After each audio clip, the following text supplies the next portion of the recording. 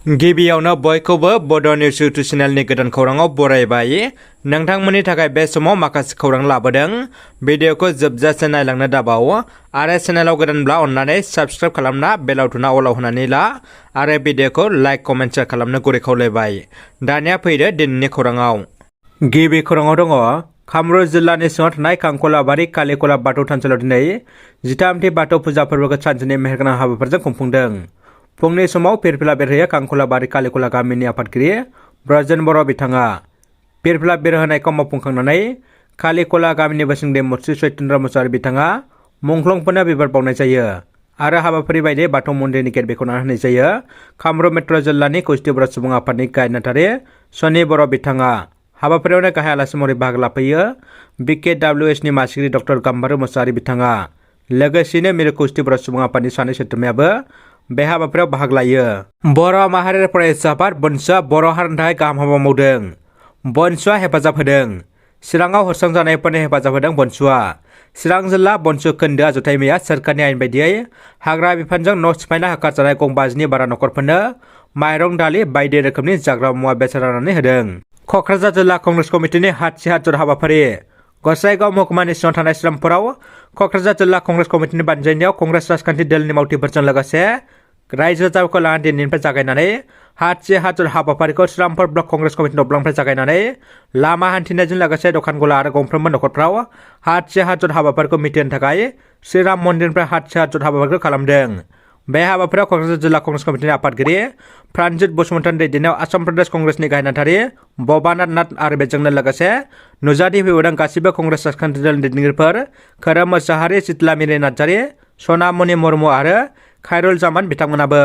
दानिया फैदो गुबुन मोनसे खौराङाव। अदालगुरि जिल्ला बाथौ गुटनि 32थि बोसोरसालिया जथुम्माया खुंफुंजाबाय। अदालगुरि जिल्ला बाथौ गुटनि खुंगा 32थि बोसोरसालिया जथुम्मा आरो अदालगुरि बियाबनि रुपाथि मायथाइ फालिथाया दिनै जोबनानै थांबाय। अदालगुरिनि मनपुर गेलेग्रा फोथाराव साननैनि मेहेरगोनां बायदि हाबाफारिजों खुंफुंनाय बे जथुम्माजों लोब्बा लाखिना फुंनि समाव गोजोन हारिमु हानजा सुनाय हाबाफारि बानजायो। धोनस्रि BTC बियाबनि एमसिएलए प्रेस मोसाहारिया बेखेवनाय गोजोन हारिमु हानजा सुनाय हाबाफारिया अदालगुरि टाउननि सोरजों गिदिंनाय सरनाय गोजोन हारिमुआव बर'नि गुबै बाथौ धोरोमजों लोगोसे बर'नि गुबै हारिमुखौ दिन्थिफुंनाय जायो। बे गोजोन हारिमु हानजा सुनाय हाबाफारियाव 5,000नि बांसिन बाथौ सिबियारि रायजो राजाफ्रा ज'ज'यै बाहागो लायो। बेलासि समाव अदालगुरि जिल्ला बाथौ गुटनि आफादगिरि खान्दुराम बर' आफाद सामलाय गेवलां मेलखौ बेखेवना होयो। सानजा तामुलपुर जिल्ला बाथौ गुटनि आफादगिरि रमेन बर' बिथाङा गाहाय आलासि महरै बाहागो लायो। दुलाराय बाथौ गुटनि बोसोनगिरि दालसिं बसुमतारिया गेवलां मेलाव दुलाराय बाथौ गुटनि लाइमोन आफादनि आफादगिरि रजेन बर', माइनाव आफादनि आफादगिरि सानसुलि बि बर', समाज सिबियारि डक्टर धीरेन बर', अदालगुरि जिल्ला बाथौ गुटनि आसारि गहेन चन्द्र बर', डक्टर नरेश नार्जारि, डक्टर प्रफुल्ल बसुमतारि आरो गोबां बाथौ सिबियारि दैदेनगिरि रायजो राजाफ्रा बाहागो लायो। भेरगाव जिल्ला इउपिपिएलआ 7थि बोसोर जखन्थाखौ खुंफुंनो साखाफारा जाबाय।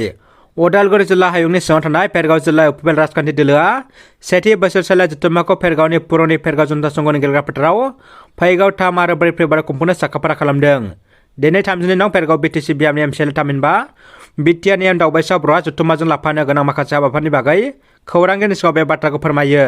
बर' हारिखौल' मानो होयो, गुबुन हारिखौ मानो होआ होनना होस्रां जानायफ्रा सरकारनिसिम गोख्रों सोंथि खालामदों।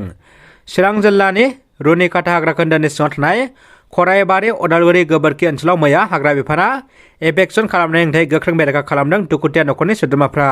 चिरां रुनिकाटा हाग्रा ओनसोलनि सिङाव आयेन बेरेखा हा दखल खालामना न' बां लुना आबाद मावना थांना थानो नाजानायखौ होस्रांनाय जाथायखौ बिजाथाय फोरमायदों ओनसोलनि थागिबि रायजो राजाफ्रा आरो गिर्जा न'नि न' बां सिफायनायनि सायाव दुखु फोरमायदों बिथांमोना आरोबाव सोंलु खालामदों बर' हारिखौल' मानो होयो, गुबुन हारिखौ मानो होआ होनना सरकारनिसिम गोख्रों सोंलु खालामदों। दानिया फैदो जोबथा खौराङाव। सोमावसाराब्ला बर'आ जेबो मोना, बेनि रोखा फोरमानखौ फिन नुनो मोन्दों। फिन एबसुनि दाबिखौ गनायदों सोरखारा। थांनाय बावैसो सिगां क'क्राझार मेडिकेल कलेज हस्पिटालाव बर' रावजों लिरनाय गैयिनि थाखाय साइनबर्डखौ एबसुआ बोखारदोंमोन। नाथाय फिन गोदानै क'क्राझार मेडिकेल कलेज हस्पिटालाव फिन गोदानै बर' रावजों लिरनाय साइनबर्डखौ होफिनबाय होननानै मिथिनो मोननाय जादों।